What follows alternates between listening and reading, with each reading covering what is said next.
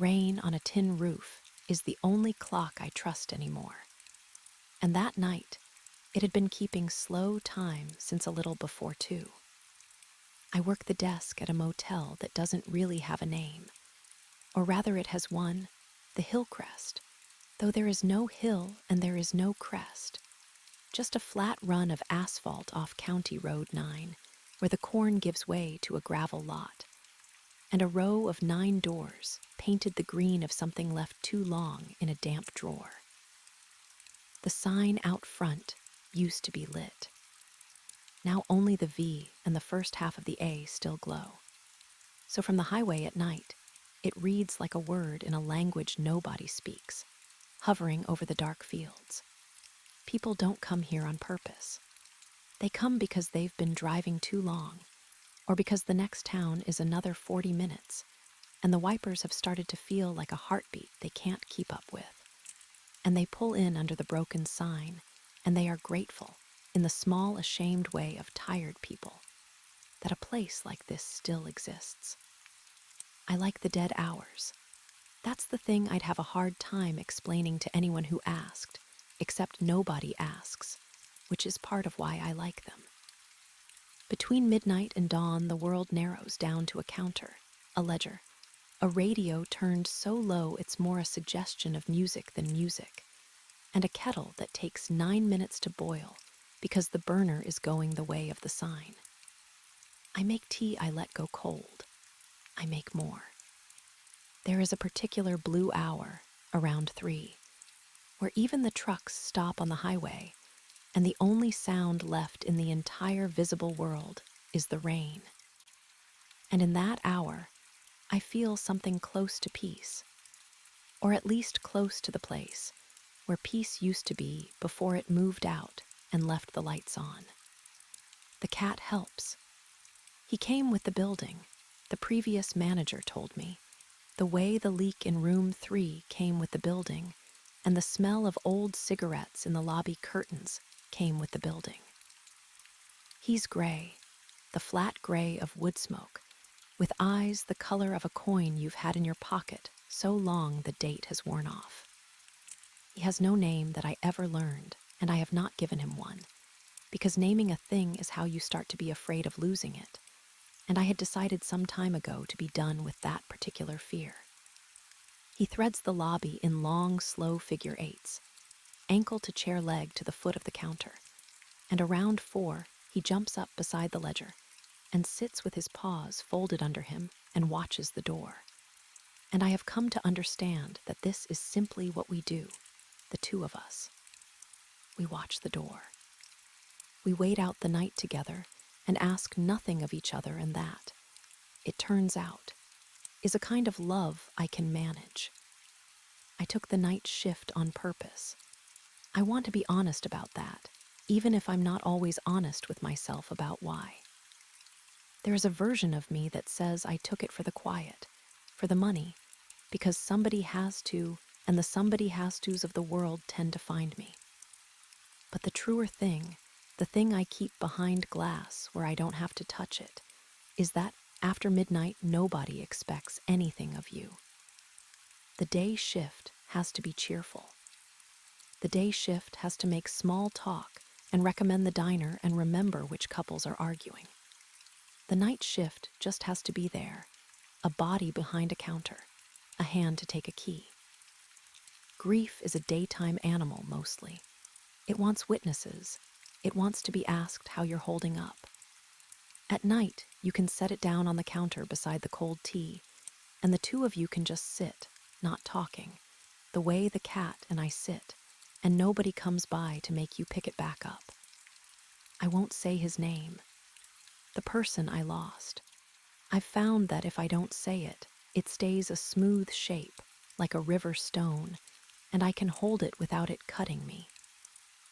I used to think that was avoidance, and now I think it might just be survival, and I've stopped being able to tell the difference, and I've stopped trying.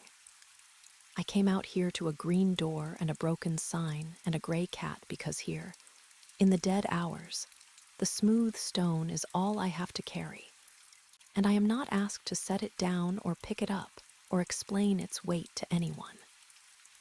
That was the deal I made with the night. The night, until that rainy week, had kept its end of it. He came at 3:20.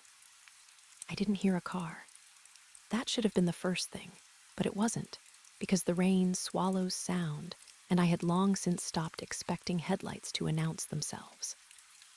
The bell over the door, an actual brass bell, original to the place, the kind of detail that makes you forgive a building a great deal, gave its small, cold note, and the cat's head came up, and there he was, standing on the mat just inside, folding a black umbrella that hadn't done him much good. He was old in the way that good furniture is old, dark and burnished, and somehow more itself for the years. A long coat, soaked through at the shoulders, the wool gone the deep near black that wet wool goes. A hat he took off the moment the door closed, holding it against his chest with both hands like a man at a graveside. His face was all soft folds and a courtliness that you don't see anymore, that went out of the world sometime before I was born. And when he spoke, it was quiet and unhurried, and so gentle that something in my chest unclenched a notch before I'd even decided to trust him. "Forgive the hour," he said. "The roads are not kind tonight." "They never are," I said. "We're not exactly full. I can put you in anything you like." "Room 6, he said. "If it's free, I'm partial to 6. People don't ask for rooms by number. They ask for a bed, a quiet one away from the ice machine, one on the ground floor for the knees. They take what you give them and they're glad of it." But he said it the way you'd ask a bartender for the usual, with a small private warmth. And I told myself there was nothing strange in an old man with his habits, an old man who'd passed this way before and slept well in 6 and wanted to sleep well again. I turned the ledger toward me to write him in. And here is the part I have gone over so many times since that it has worn smooth like everything else I won't look at directly.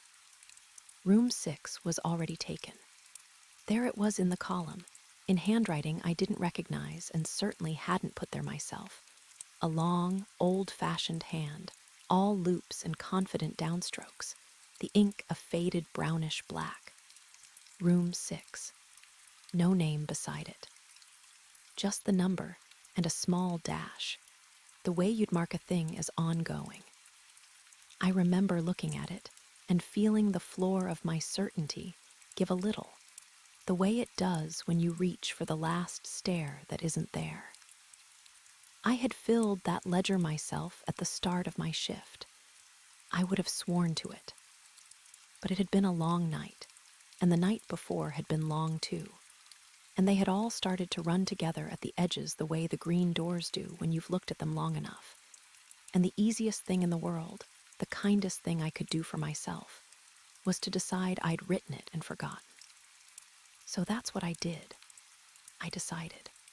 I put a small dot beside the existing line, as if confirming it, and I slid him the key on its diamond of orange plastic, and I said, "6 it is."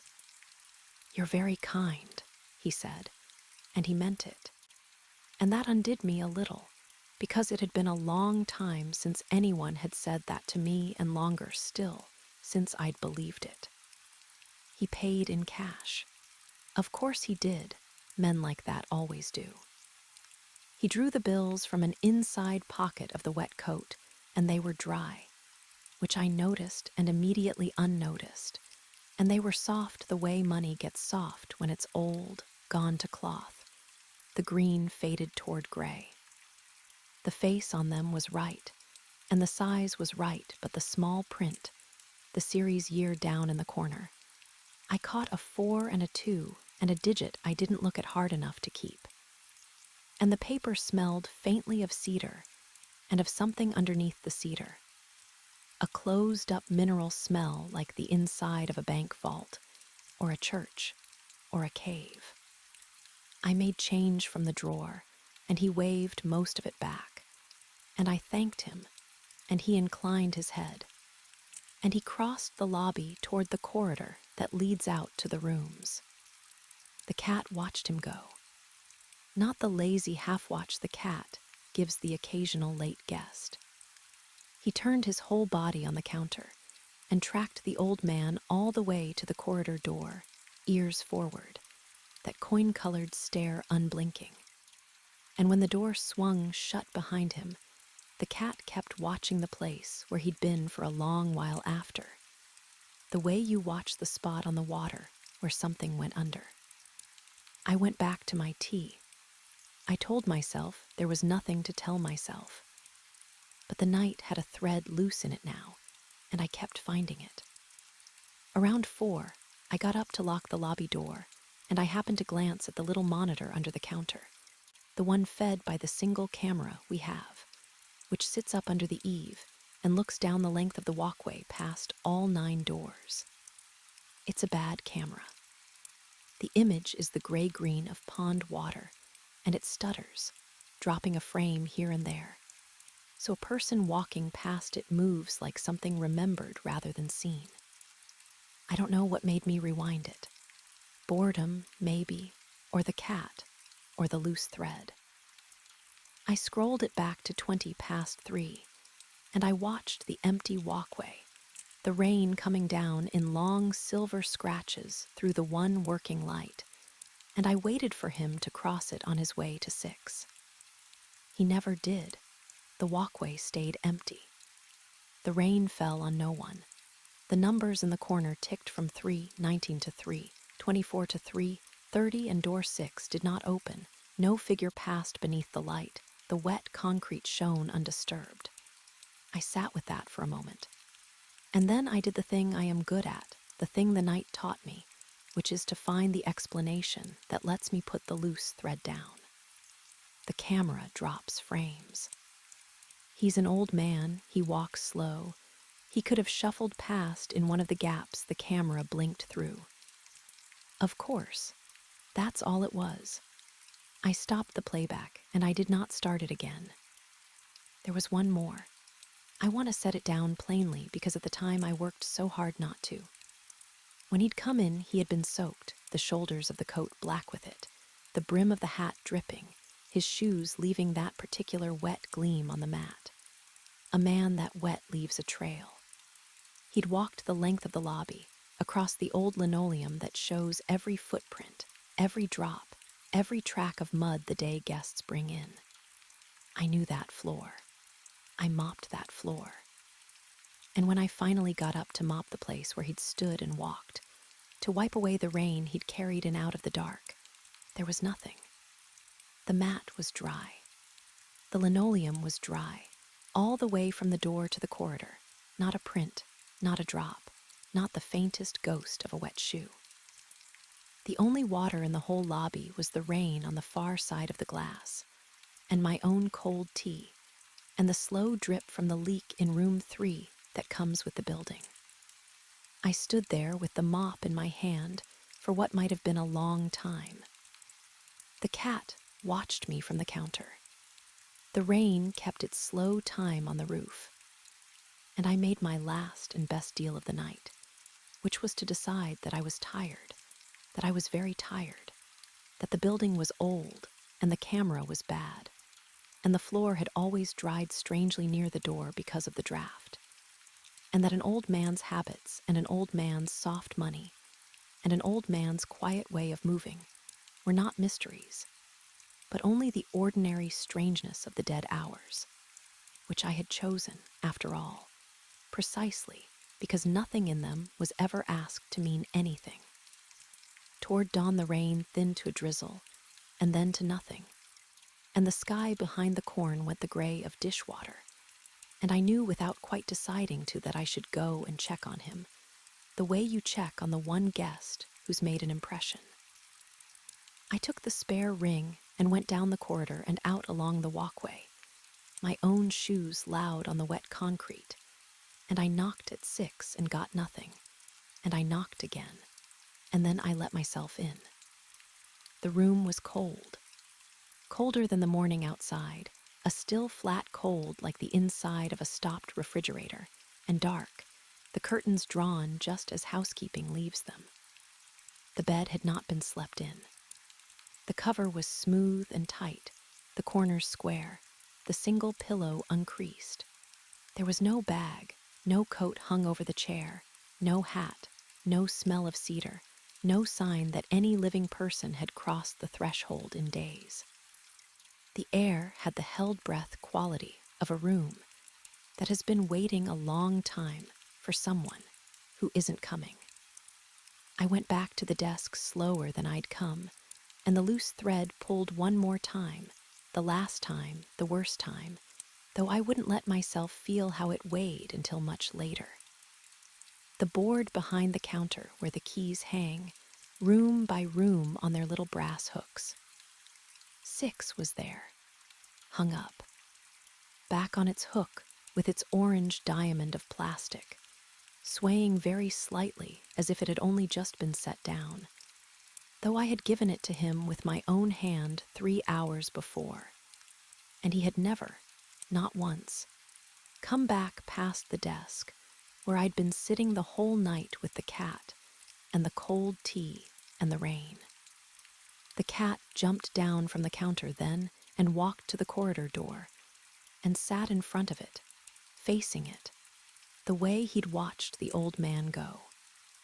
And I hung the spare ring back on its hook, and I poured the cold tea down the sink, and I told myself, in the gray of that morning with the rain finally spent, that I would have forgotten the whole thing by the time the sun was all the way up, the soft old bills, the dry floor, the empty walkway, the cold and waiting bed, that I would let it slide the way I let everything slide out here, and that it would never come up again.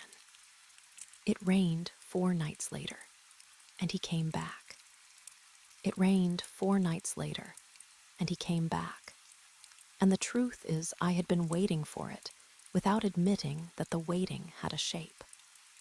The first storm after his first storm came in the same way they all seem to out here. The sky going low and bruised over the corn through the afternoon I slept through, so that by the time I came on at 11, the world was already wet, and the highway already had that hiss to it, tires unzipping the dark. I told myself I was watching for nothing.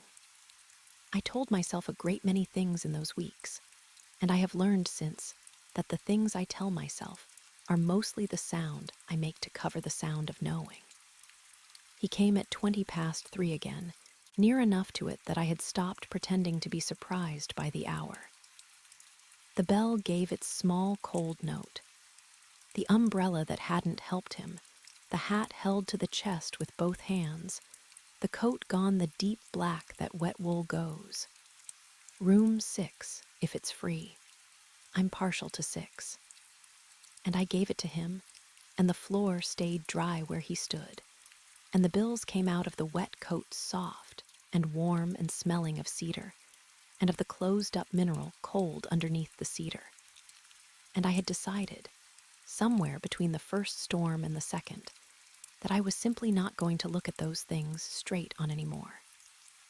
There is a way of holding a thing in the corner of your eye where it can't quite hurt you. I had a lot of practice. I put him in the corner of my eye with the smooth river stone of the name I won't say, and I let him stay there, and that was the arrangement for a while. What I could not put in the corner of my eye was the sky. I started reading the weather the way other people read a phone in a waiting room. That reflexive thumb, that little hunger for the screen to have changed since the last time you looked. Last thing before I left for the shift, the radar map on the kitchen counter with my coffee going cold the way my tea would go cold later.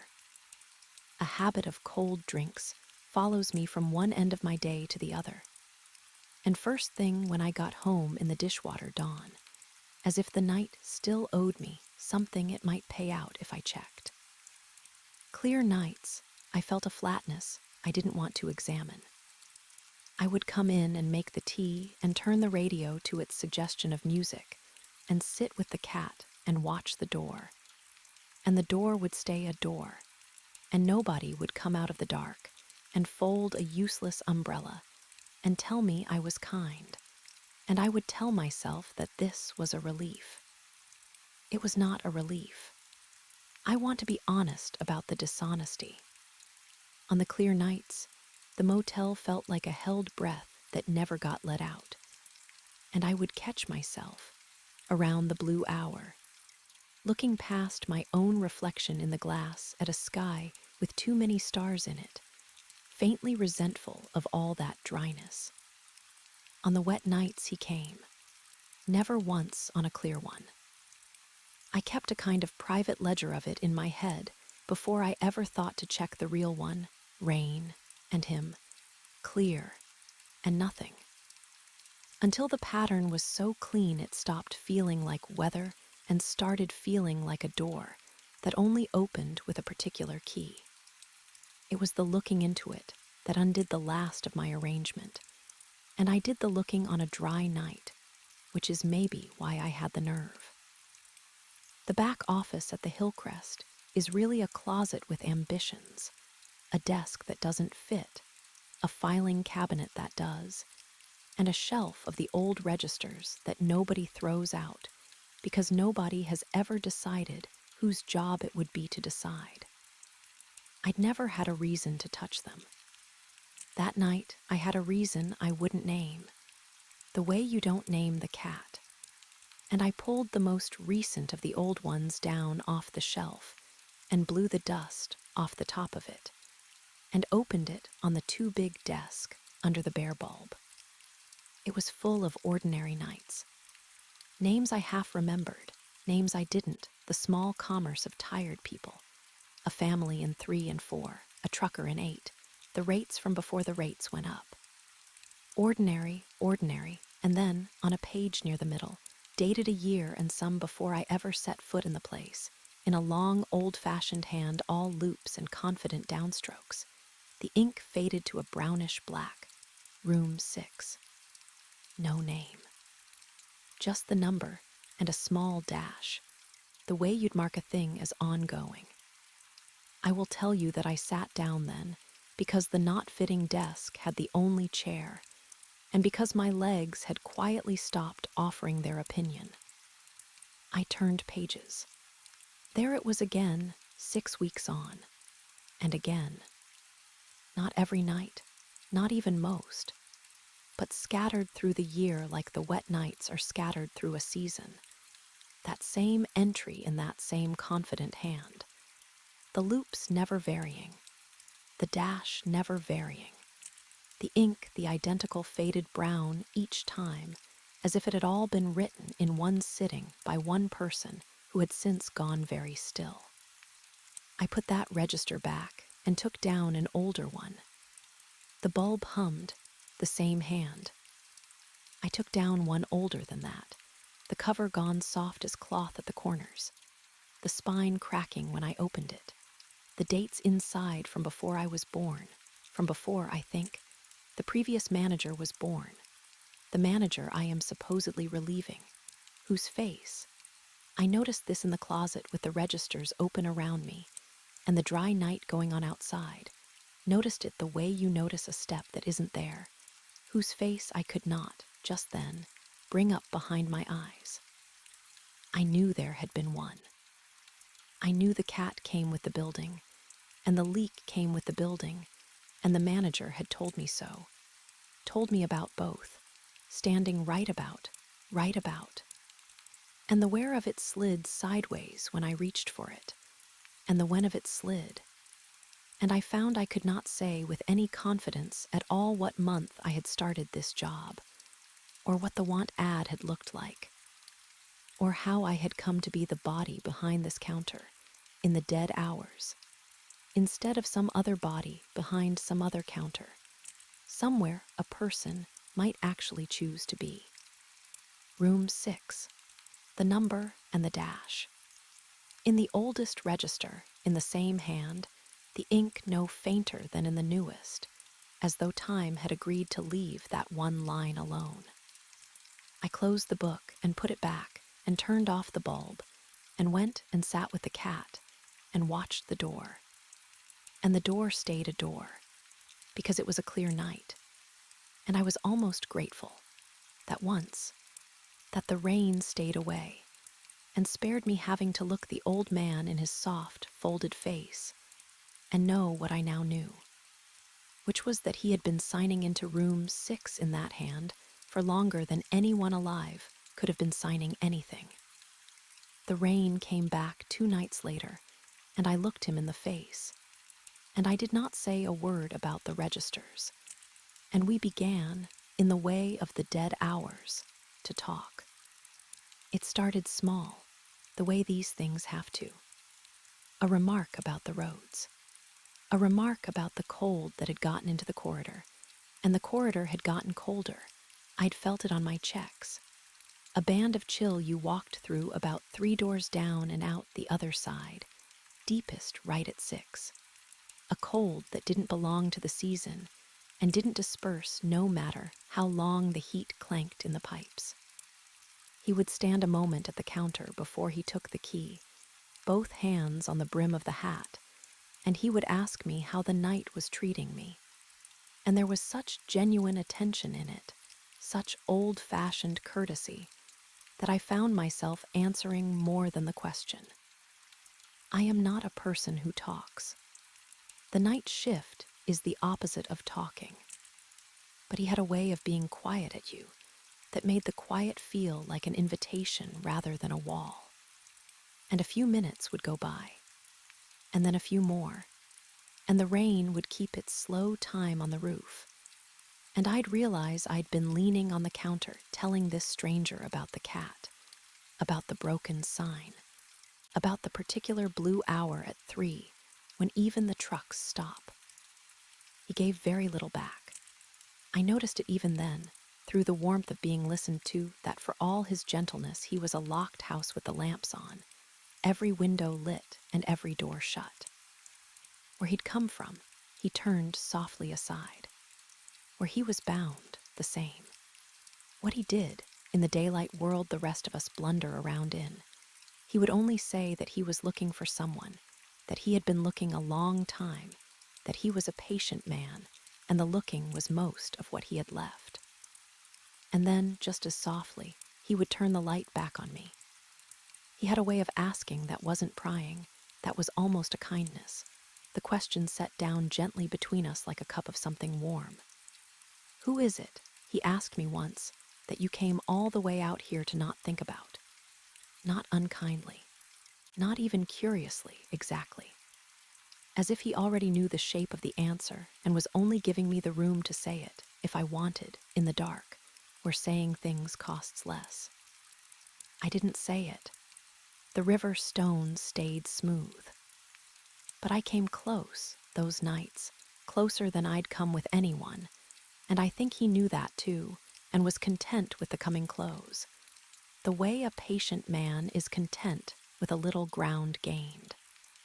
The wrongness deepened while we talked, and I let it, because letting things slide was the one skill the night had given me, and I was not about to give it up now that I needed it most.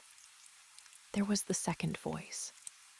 He checked in alone, always alone, and I would walk the corridor on my rounds an hour later through that band of cold, and there would be 2 voices murmuring behind the door of 6. His, low and even, and another one under it, fainter. A register I couldn't fix as man or woman or how many. A voice that seemed to be answering, or being answered, in a rhythm too much like conversation to be a television. And besides, the room had no television that worked. I stopped walking the rounds past 6. I told myself it was the cold. There was the lamp. The window of 6 faced the lot. The curtain never quite met in the middle, and the light that came through that gap did not behave like the light of a man reading in bed. It pulsed. Slowly, very slowly, a brightening and a dimming on a count. I caught myself matching to my own breath before I made myself stop. A long swell and a long fall. The way a thing breathes that is asleep, or the way a buoy lifts and settles on a swell that started somewhere far out and won't ever reach the shore. I would see it from the lobby glass, and I would go back to the counter, and I would not look at it again. The corner of the eye, the held breath. And there was the cat.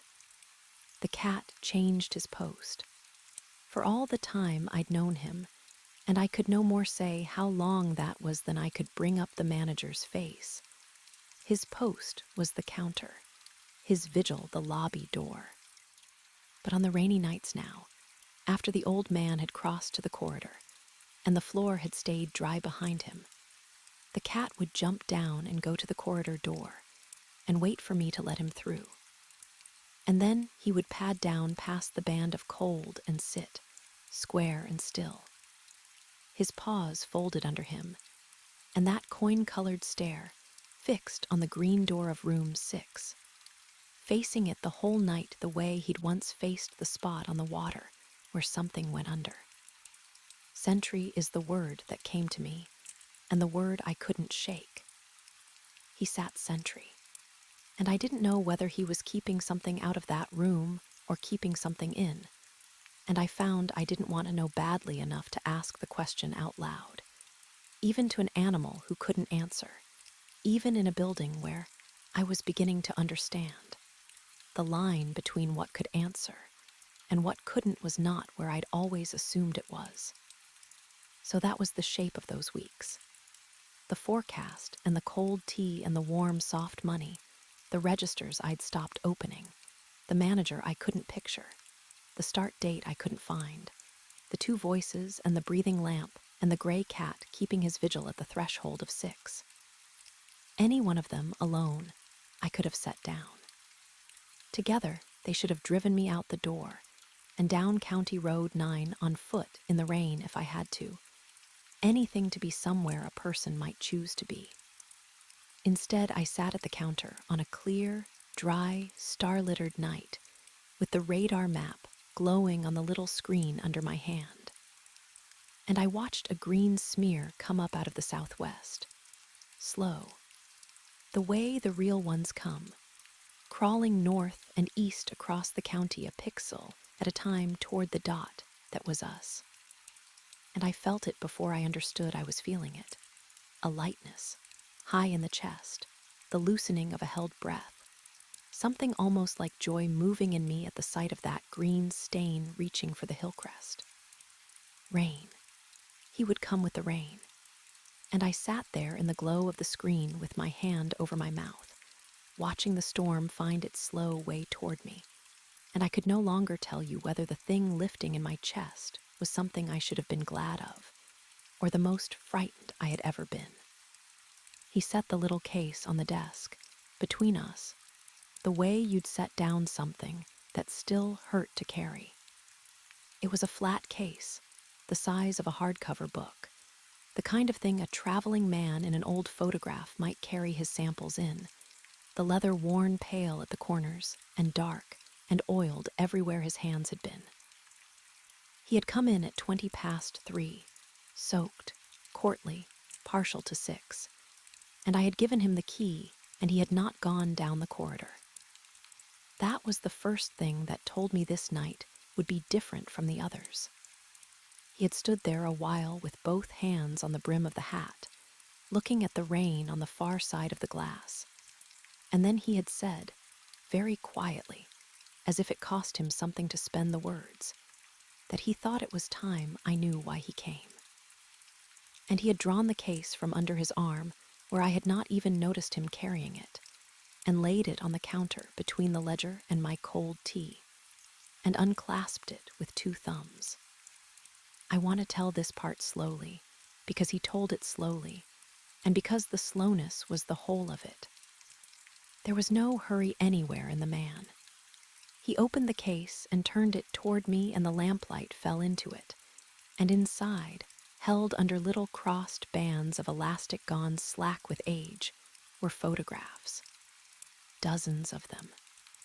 The old kind, the kind with the soft deckled edges and the brown going to silver, faces looking out of them with that patient stillness people used to hold for the camera back when a picture was a thing you sat for. A young man in a stiff collar. A woman with her hair done up and her hands folded. Two children on a porch step, squinting, a bride, an old farmer with a dog at his knee. Strangers, all of them, and all of them looking out at me across however many years, with the same held breath I had started to feel in every room of that place. "These are the ones I've looked for," he said. "Some of them I found. Most of them I'm still looking for. I keep their faces so I'll know them when the door opens. It's easy to lose a face. You'd be surprised how easy." And I thought of the manager, whose face I could not bring up, and I said nothing. Under the photographs there was a ledger. Of course there was. A long, narrow book, the twin of the registers on the shelf in the back office, the cover gone soft as cloth. And when he opened it, I saw the same hand I knew by then better than my own. The loops, the confident downstrokes.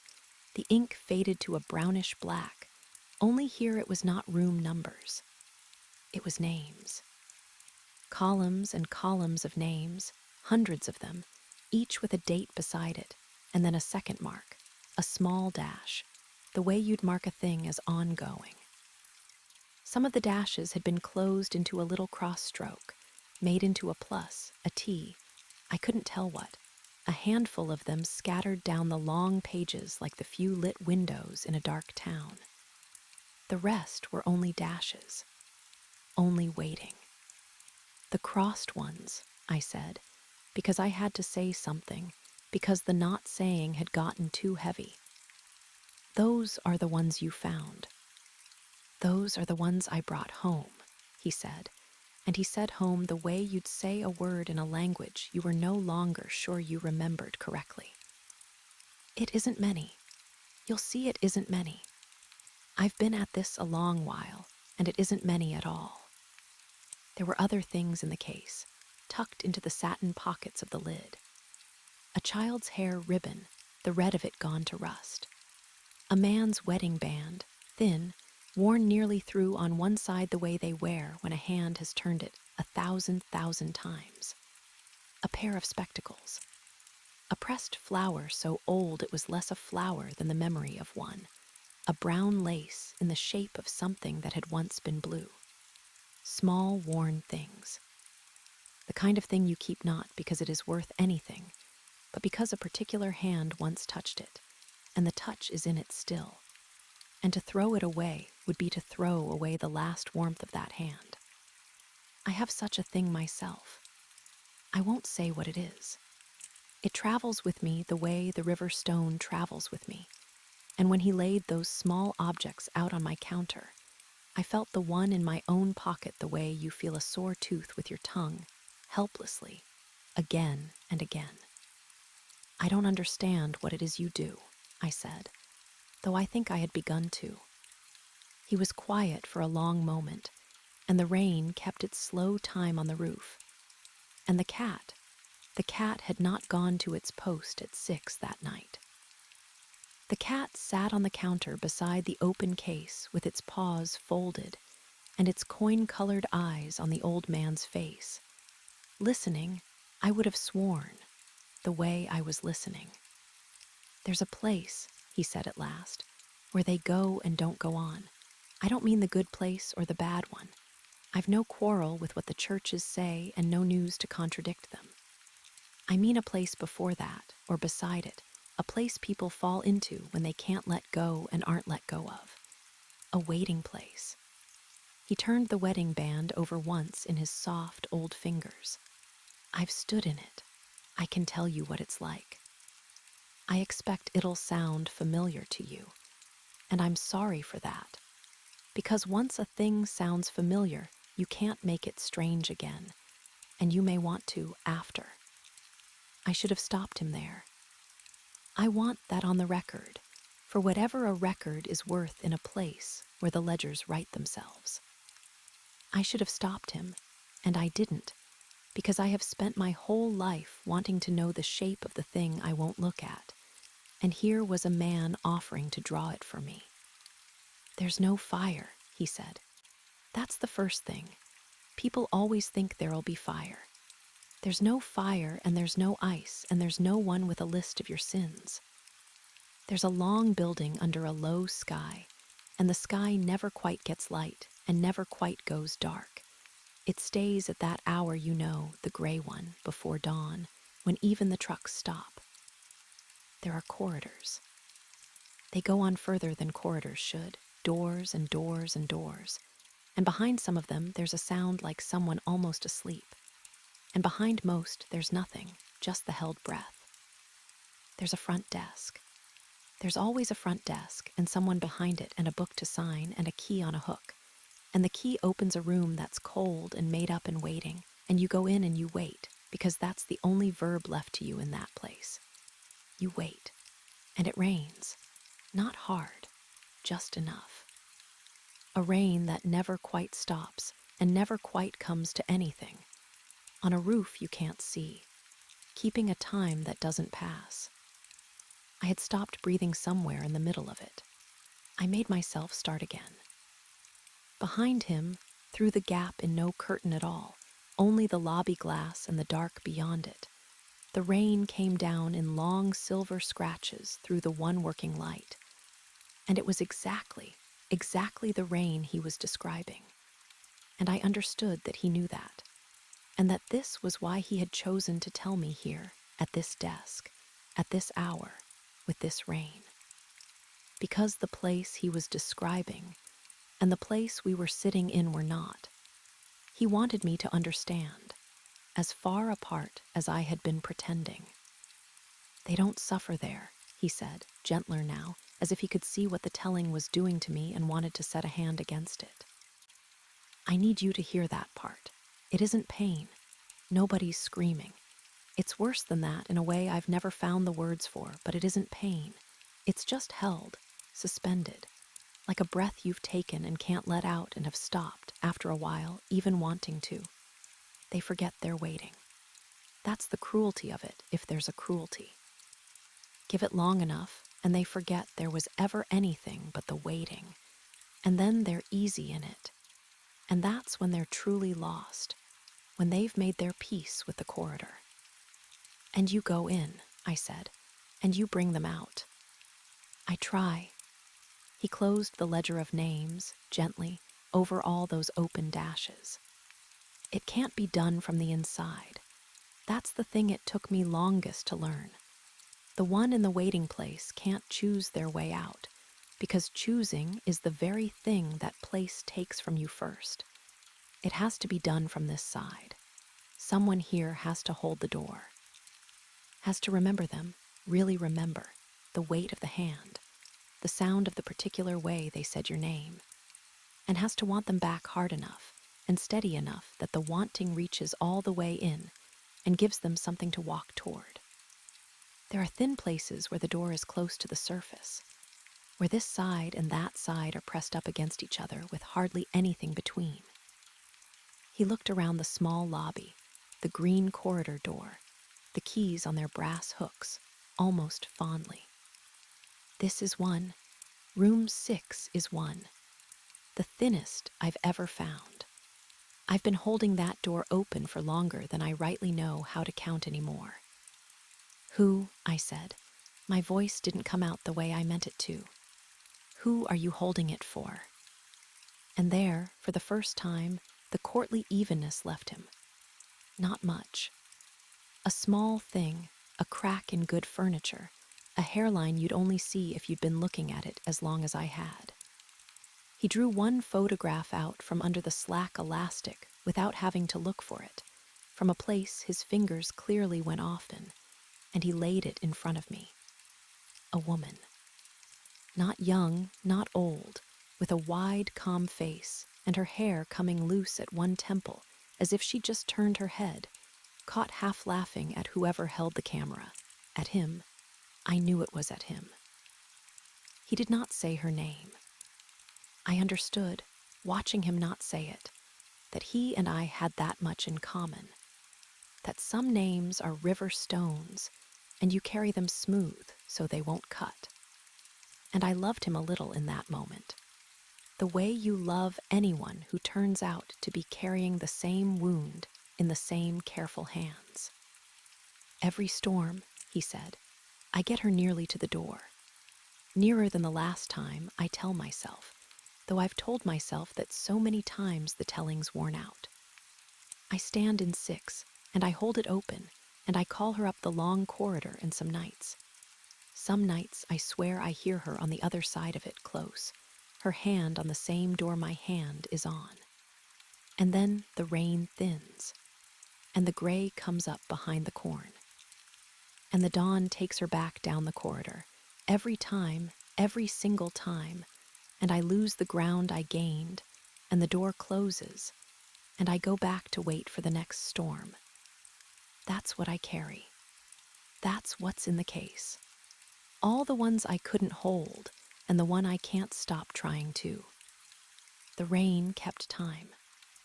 The cat had not moved.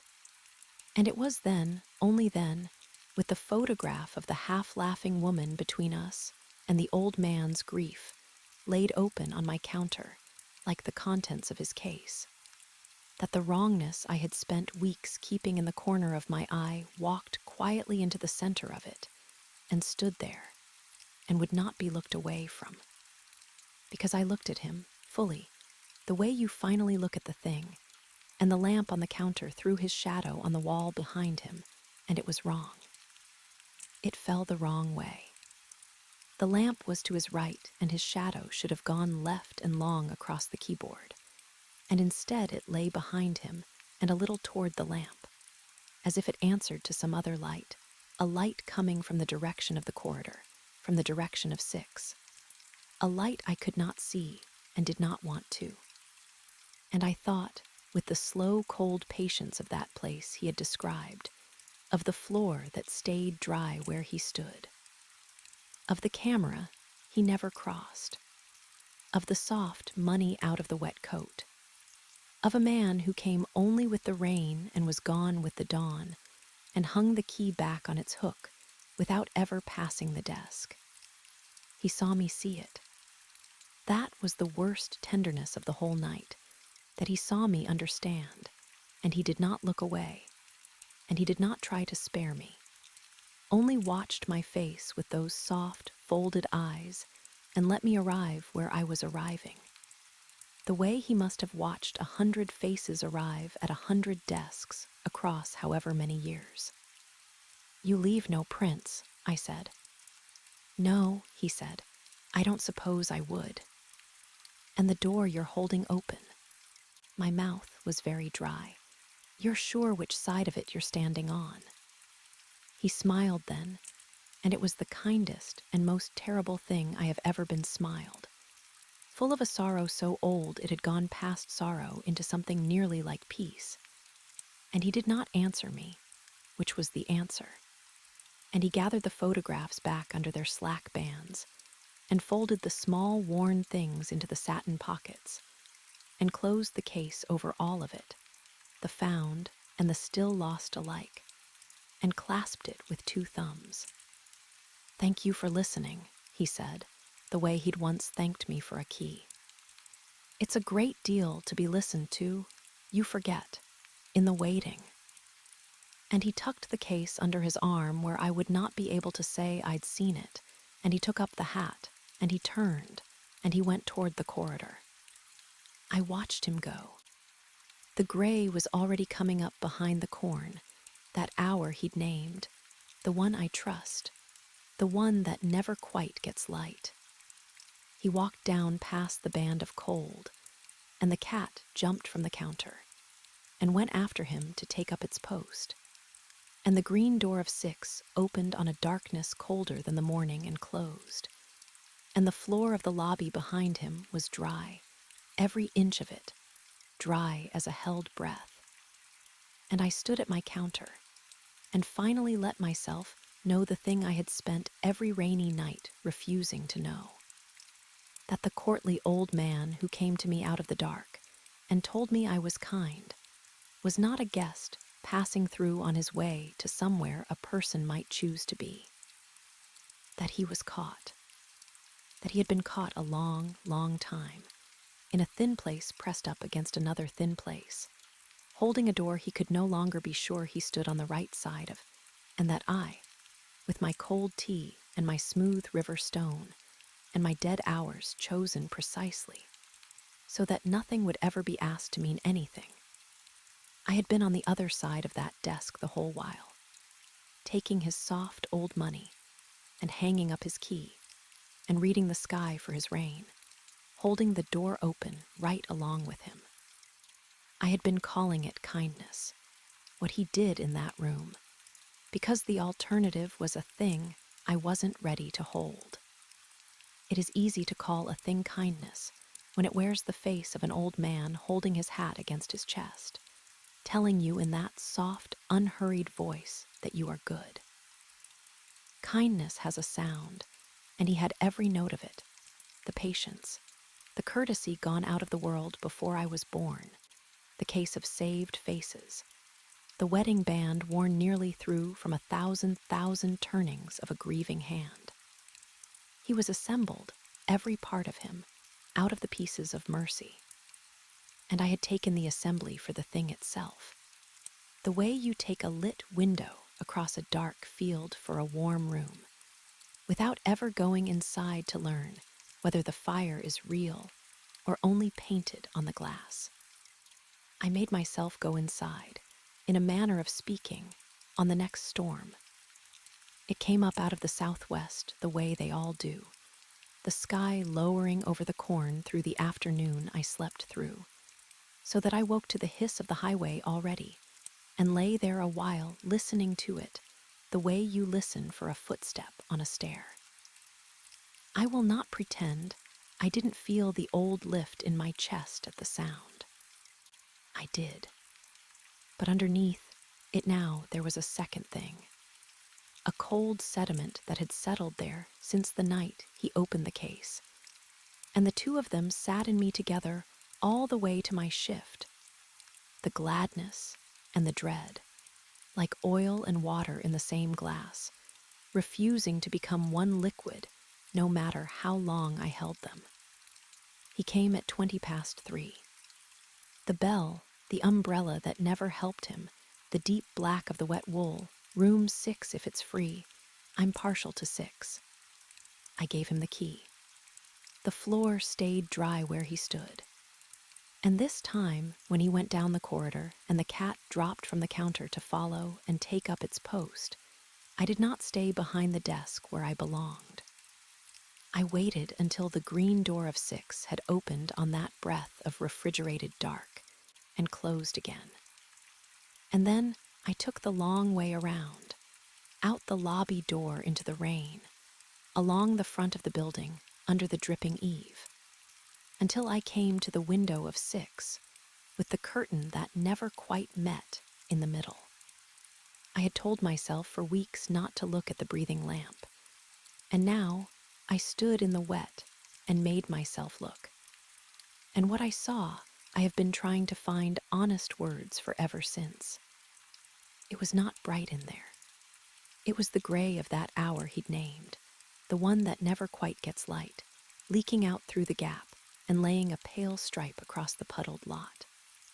And it pulsed, the way it always had, a long swell and a long falling off, except that now, standing close, with my breath fogging the cold glass, I understood that I had been wrong about the rhythm all those nights I'd matched it to my own breathing from the safety of the lobby. It was not the easy rise and fall of something asleep. It was the rhythm of something straining. A long pull toward the surface, a brightening that went on past where you thought it could, a reaching that trembled at the top of itself, and then the giving way, the slow defeated fall back down into the dark, and a pause, and the gathering and the reaching again. Over and over and over. I could see him only as a shape, standing in the middle of the room with his back to me, his arms a little lifted, the way you'd hold a door against a wind. And past him, where the far wall should have been, there was no far wall. There was depth that the room could not contain, a corridor going back further than the building had ever been long enough to hold. And in that depth there was movement.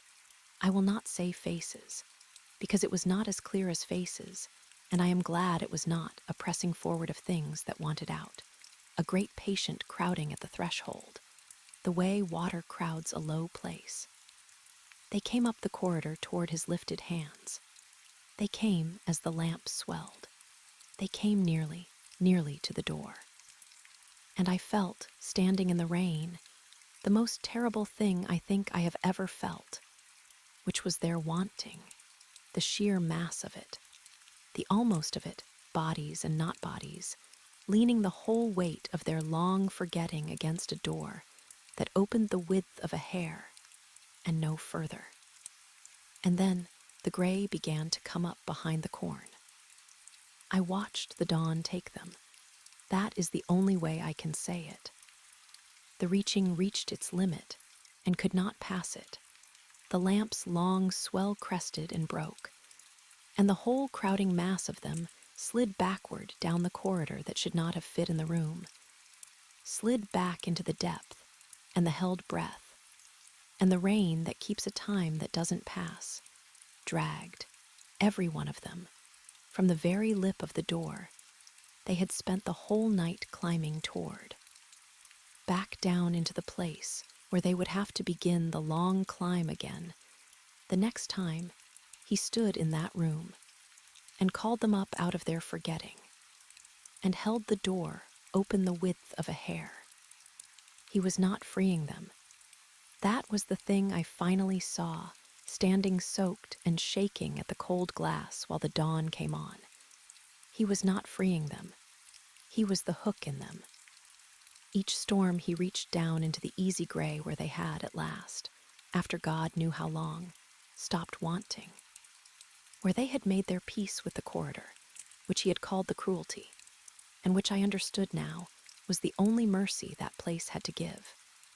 And he hauled them back up into wanting, into the agony of almost out. And then the dawn tore them loose, and they fell. And the wound that had finally scabbed over in the long forgetting was opened raw again. And again, and again. By the steady, patient hands of a man who loved them too much to let them rest. His remembering was the cruelty. His refusal to lose her was a hand around the throat of everyone in that corridor, holding them all at the surface to drown a little longer, because he could not bear the quiet of letting them sink. I went back inside. I was very cold, colder than the rain accounted for, and I sat behind the desk with my wet hair dripping onto the ledger, and I did not make tea. The cat had not come back from its post. The rain kept its slow time, and in the stillness, I did the thing I had built this whole life of dead hours specifically so that I would never have to do. I looked straight on at myself, because of course it was the same. Of course it was. I had seen his grief laid open on my counter like the contents of his case, and I had loved him for carrying the same wound I carried, and I had not once let myself follow the thought all the way to where it led, which was here, that I had done exactly what he had done, only without the photographs, without the case, without the long, old-fashioned hand. I had built a room with no far wall. I had found a thin place, a flat run of asphalt off a county road, a broken sign that spells a word in no language, a ledger that fills itself.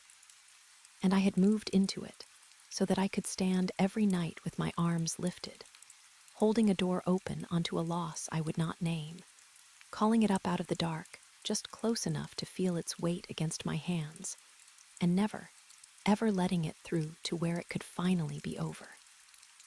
The night shift was not where I had gone to escape my grief. It was where I had gone to keep it. To keep it suspended, half risen, never arriving, never resting, never done. Because as long as the door stayed open the width of a hair, the one I'd lost was still. In some way I could pretend was love, on the other side of it with their hand on the same wood. I had thought I was the one taking the keys. I was the one in the room with my back to the window, holding the wind. It was some time after that, in the deepest part of it, the 4 o'clock hush when even the rain seemed to gentle, and the highway gave up its last truck, and the whole visible world narrowed to the lamp and the ledger and me, that the cat came back. I didn't hear the corridor door, though it always sticks and announces itself. He was simply there, crossing the lobby in his long wood smoke gray, and he came around the end of the counter, and he did a thing he had never once done in all the time I had known him, however long that was. He gathered himself and jumped up into my lap and turned a slow circle and settled, his paws folded under him, his weight a small warm stone against me, and he looked up with those eyes the color of a coin worn past its date, and he spoke. Not aloud. There was no sound in the lobby but the rain. He spoke into the quiet inside my own head, in a voice that was somehow my own voice, and not my own, plain and unhurried and warm as a hand laid flat against the chest. It wasn't yours to carry, he said.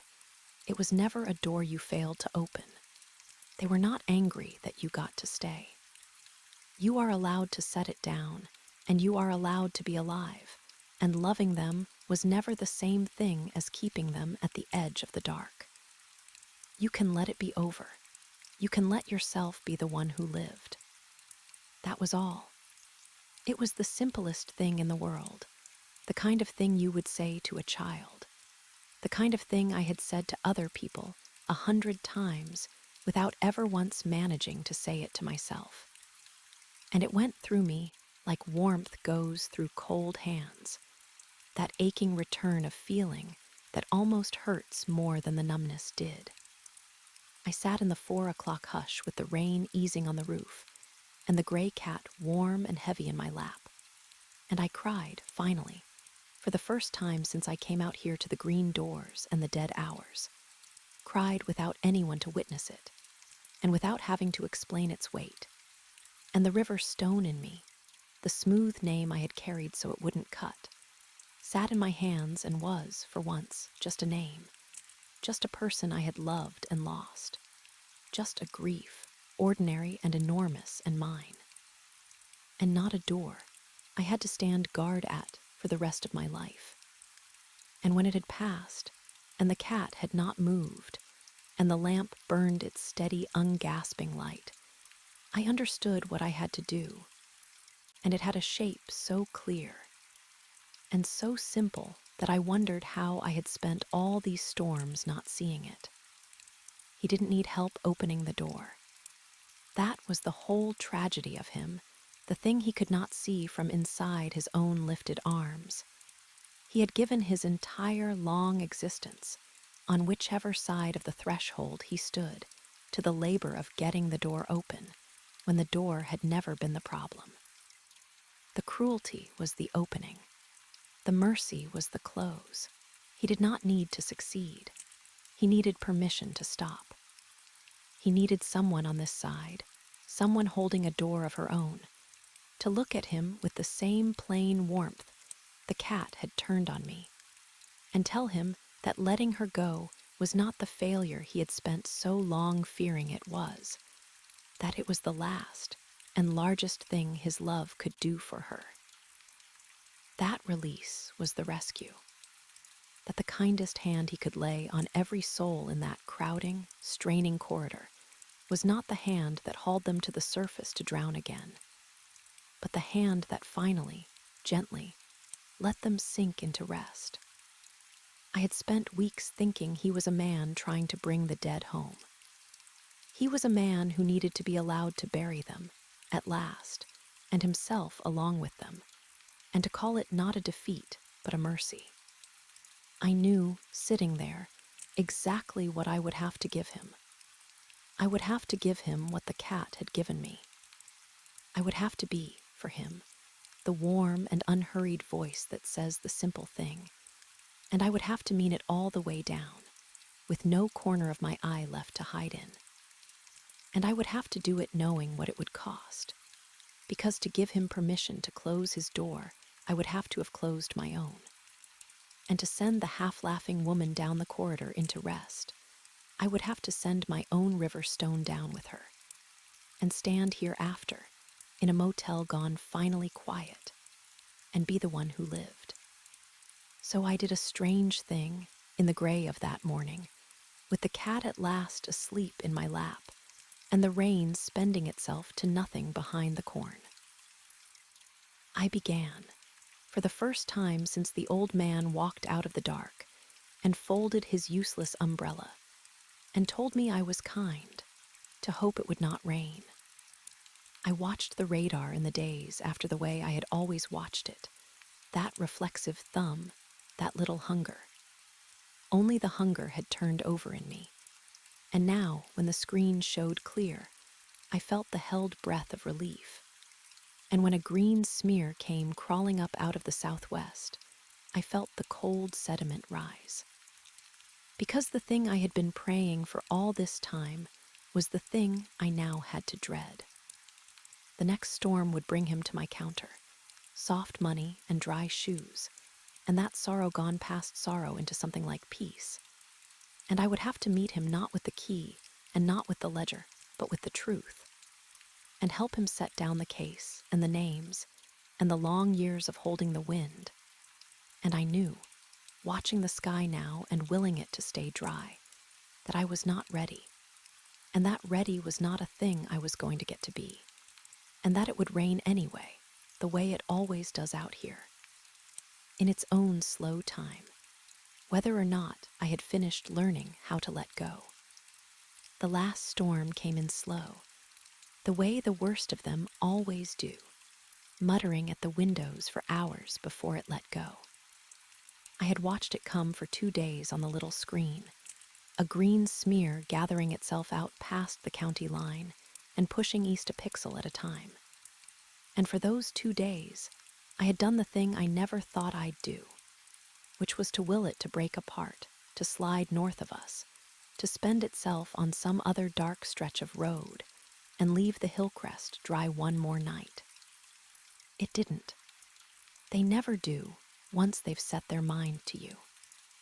By the time I came on at 11, the air had that low-charged stillness, the corn standing too quiet under a sky the color of a bruise gone yellow at the edges. And I knew, the way you know a thing in your knees before you know it in your head, that this was the one, that he would come, that I would have to be ready, and that I was not, and that not ready was simply the condition I was going to have to do it in. I didn't make tea. I want to set that down because it was the first thing I did differently, and the small differences were how I steadied myself. All those nights I had made tea and let it go cold, a ritual of waiting, of holding a place for myself in the dead hours. That night, I didn't. I sat with my hands flat on the ledger, and I left it closed, and the cat came up onto the counter and did not take his post at the corridor door, did not go down to keep his vigil at 6. He sat by my closed hands, with his paws folded under him and his coin-colored eyes on the glass. And we waited for the rain to mean what it had always meant, the two of us. And for once, I was not pretending it might mean nothing. It let go a little after 1. Not hard. Just enough, the rain he had described to me, the rain that keeps a time that doesn't pass, coming down in long silver scratches through the one working light. And the tin roof picked up its slow clock. And I sat under it and felt the whole building lean toward what was coming the way a room leans toward a door about to open. He came at 3:20. The bell gave its small, cold note. The umbrella that never helped him folded against the wet. The coat gone the deep near black, the hat coming off and held to the chest with both hands, the soft, folded face, the courtliness out of a world that closed before I was born. And the case under his arm, where I would not have been able to swear I'd seen it, except that I knew now to look.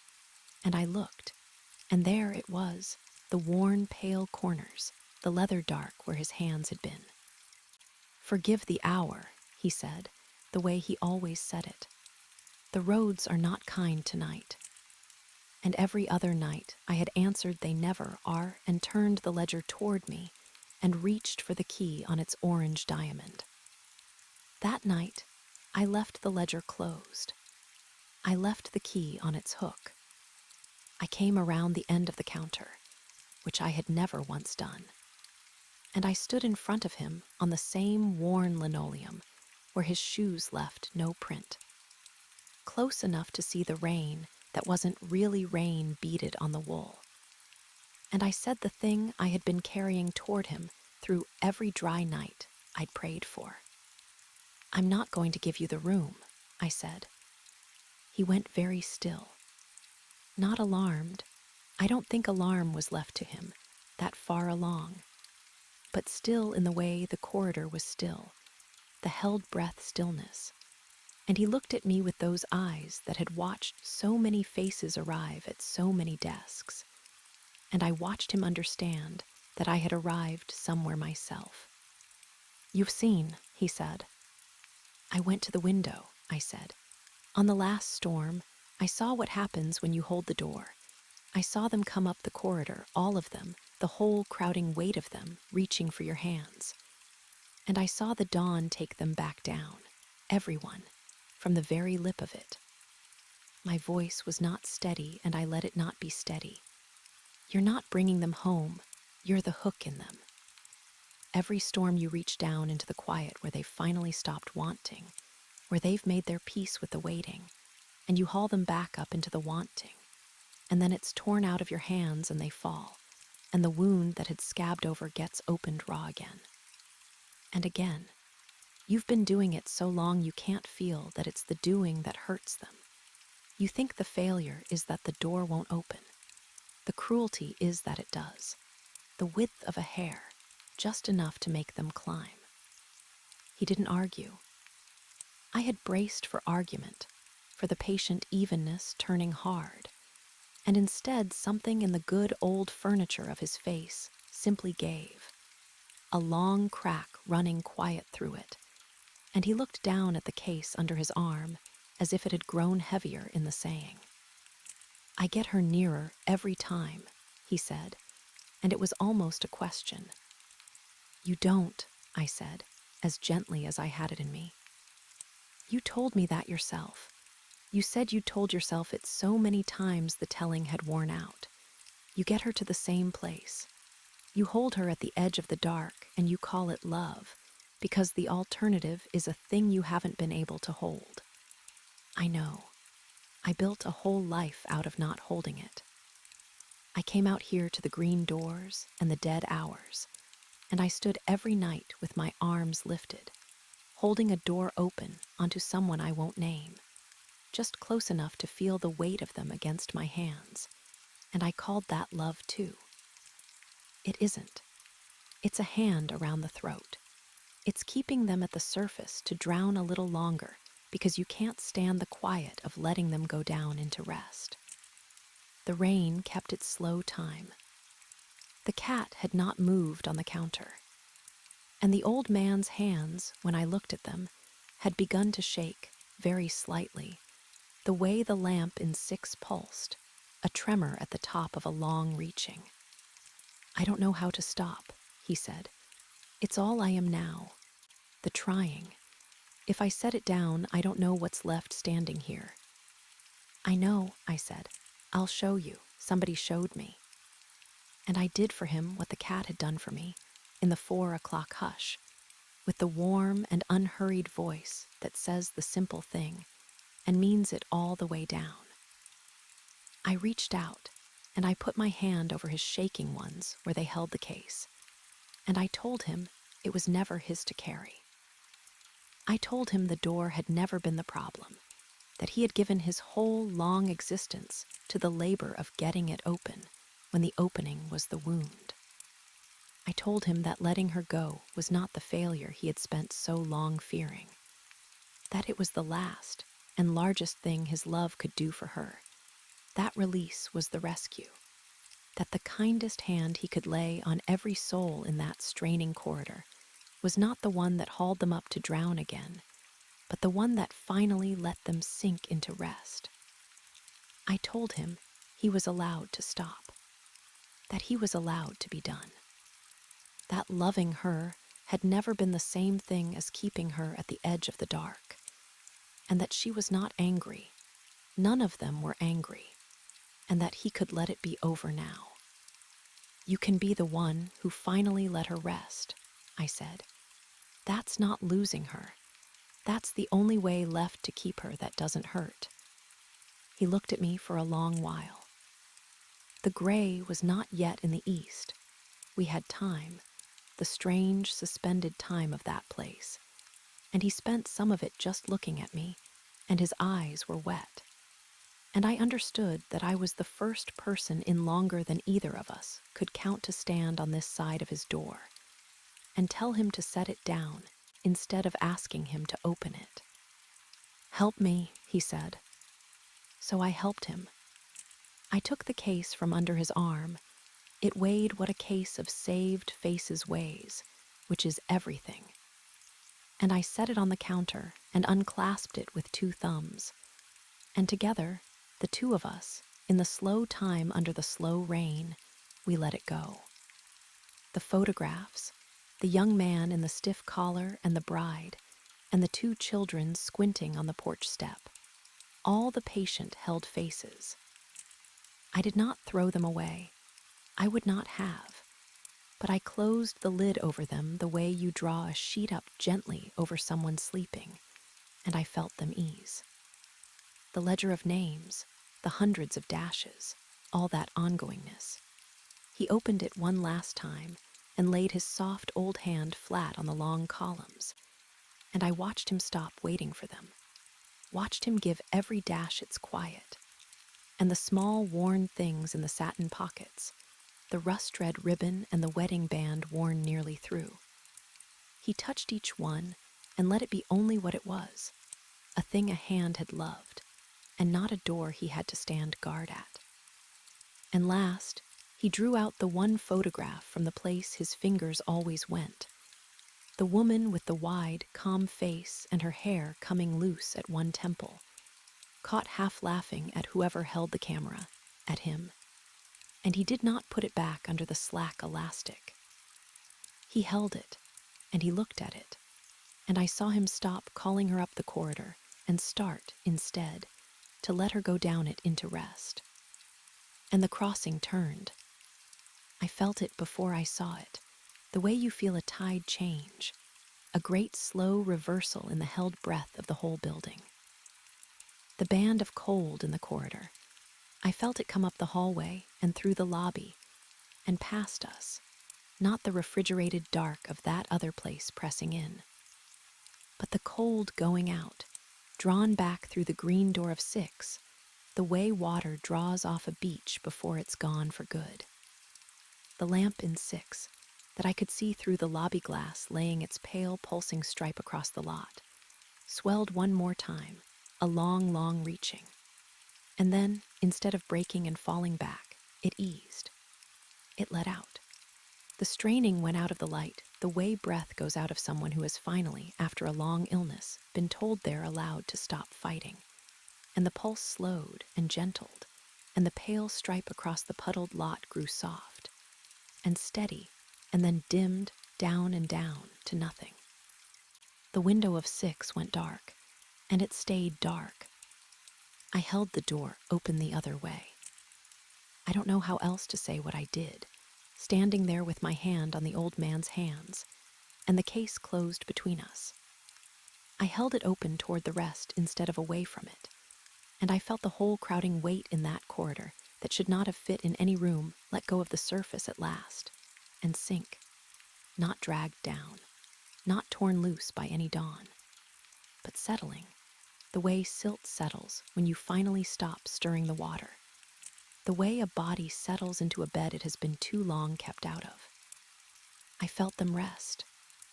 All of them, the found and the long-lost alike, the held breath of years going out in one long, unhurried exhale, and the relief of it came back up the corridor and through me.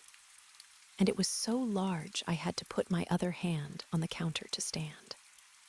The old man set down the photograph. He set it on the closed case, face up, the half-laughing woman looking past him, now toward something I couldn't see, and he straightened. And for just a moment, the soft folds of his face were not old at all. He looked at me, and he said, "Thank you for listening," the way he'd once thanked me for a key. Only this time there was no sorrow left under it, only the piece the sorrow had been hiding all along. And he turned, and he went toward the corridor, but not down it the way he always had, toward 6 and its cold made-up bed. He went into it the way you walk toward someone waiting for you at the end of a long platform, unhurried, certain, lighter with every step. And the dark at the end of the corridor was not the held-breath dark anymore. It was just the soft gray of that hour he'd named, the one that finally, this once, was getting light. And then the corridor was only a corridor, and he was gone, and he had stepped through, and it was not a death on any page, it was a letting go. And the floor of the lobby was dry behind him, every inch dry as a held breath finally let out. The rain eased. It had not eased once in the whole long stretch of this. Through every storm, every coming and going, it had kept its time that did not pass. And now, in the gray beginning behind the corn, it thinned and gentled and slowed, and came, for the first time, to an end. The tin roof went quiet. The clock I had trusted stopped, because there was no more time to keep. I opened the ledger then. I knew before I looked. Room 6, the number and the dash, the long old-fashioned hand, all loops and confident downstrokes. The ink faded to brownish black. It was gone. Not crossed out, not erased. Simply not there, and never there, the page ordinary and unmarked, as if no one had ever signed into 6 on a rainy night in all the years that book had been filling itself. The dash had closed. The waiting was over. I sat a while in the new quiet. The cat came and put his head against my hand, and I held him, and I let the river stone in me be only a name, only a person I had loved and lost, ordinary and enormous and mine, and not a door. And when the gray was all the way up, and the sky behind the corn had gone the soft, used silver of an ordinary morning, I did the last thing. I signed myself out, in the column where the night staff signs out, my own plain hand, and I closed the ledger. And I took the spare ring off its hook, and I did not need it, and I hung my own. I left the key to the desk on its brass hook, swaying very slightly, the way a key sways when it has only just been set down. The cat did not follow me to the door. He jumped up onto the sill inside the lobby glass and folded his paws under him and watched, those coin-colored eyes steady on me. And I understood that he would keep the window now, the way he had always kept it, and that the question of who holds the door after me was a question I was allowed to leave open behind me. The way you leave a light on in a house you're finally well enough to walk out of. I pushed open the door, and the bell gave its small cold note, and I stepped out into the wet morning. The air smelled of rain spent and earth waking, and the cold gone out of everything.